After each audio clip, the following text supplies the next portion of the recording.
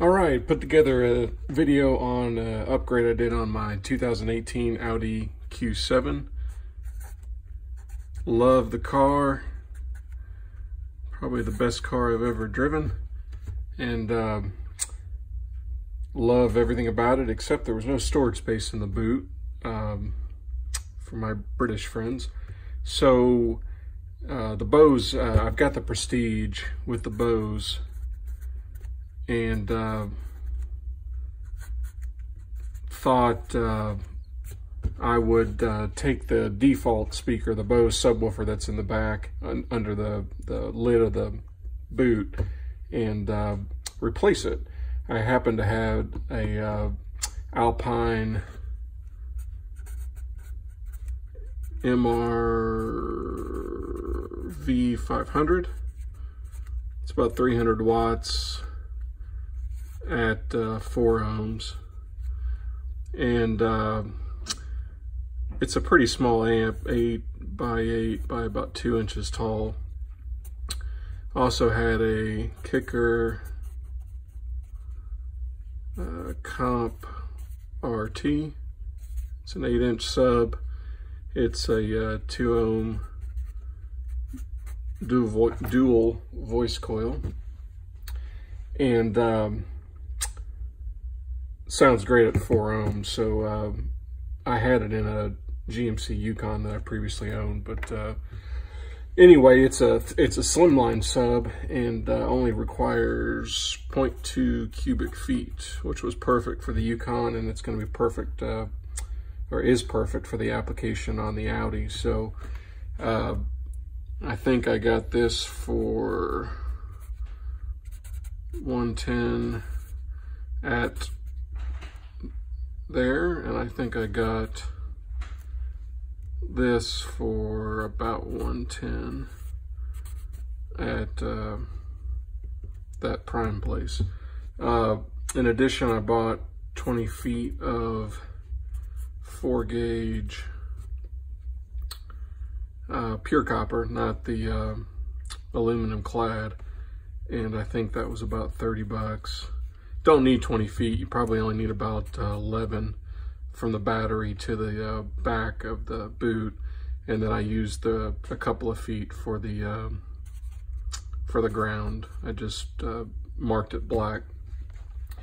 And then I bought a 2 feet by 4 foot sheet of 1/2 inch. Yes, 1/2 inch, don't need 3/4 for an 8-inch sub. I had it in both, and it sounded the same. So, and 1/2 inch for the size I'm gonna show you that I made is plenty strong enough. MDF at Home Depot, along with a few other small parts. And anyway, so that was about the extent of the items that I did in, and I'm drawing this out for you so that I'll show you the back of the Audi in a second, but I'm drawing this out so you can get an idea of what I did or how I designed it. So the back of the boot, if you're looking straight down on it, that cargo space, you've got 40 something inches by 13 or 14 inches. It's about 8 inches deep, and you've got the Bose subwoofer, kind of does that, and then you've got the Bose amp right here, and then you've got that styrofoam kind of containing, or a little holder bin or whatever for the air pump, and the goo for the tires. So lots of wasted space. There's literally no room in here to put anything. So what I wanted to do was make use of the amp and the sub in this space, and then get rid of the styrofoam, and end up having sort of this middle section, which was about 14 inches, maybe 15 inches wide, but about 14 inches deep, and about 8 or 9 inches, or 14 wide, 14 high, and about 8 inches deep. So quite a bit of space when it's done, and I'll show you in a second. So what I did was I built a box amp, 13 by 12 by 5 inches deep. And I'll explain why I did that in a second. The interior is 11 by, it's a ½ inch, so the interior is 11 by 12 by 4, and that gives 0.3 cubic feet, which is perfect for that 8-inch sub. You've got the Bose amp over here mounted in its plastic bracket, but what you're left with, and I removed that styrofoam, and what you're left with is this big open space to put all the hitch and toolkit and everything else that you want in there. It gave me a lot of room, and this Alpine kicker combination sounds 3 times better than the Bose sub ever did. To build the box, pretty simple, and I'll explain why I did 13 by 12. There are 4, I think 5 or 6 screw holes or bolt points here on the sub. Here was one, here was another.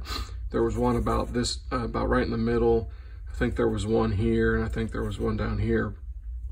I wanted to hit on these 3 bolts, so I made the sub fit such that it was just inside that bolt and inside this bolt and this bolt. This bolt, by the way, is kind of tucked underneath the plastic wall, but you don't have to take the whole thing out. You can just kind of push the plastic back and get to that nut. But by making it 12 wide, you can hit these points with a homemade bracket, which I'll show you in a second, and it provides a pretty good stable mount. The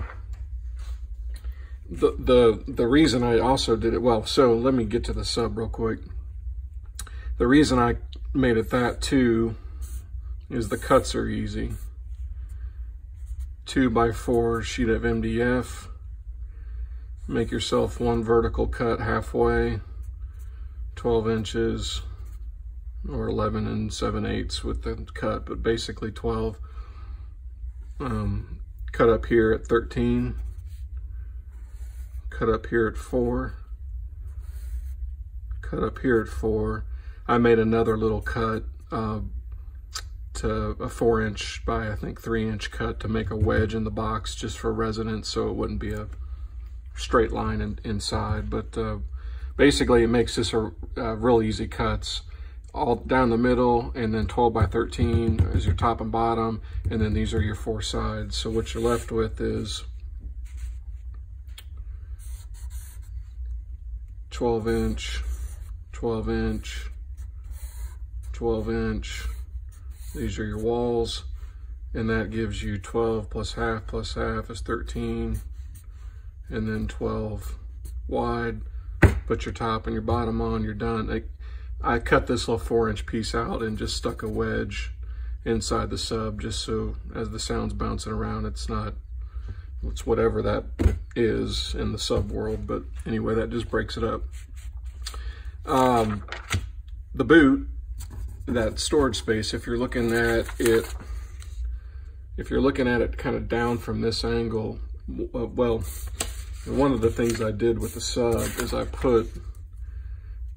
you can't see it because it's underneath, but I actually mounted the sub in this top left corner.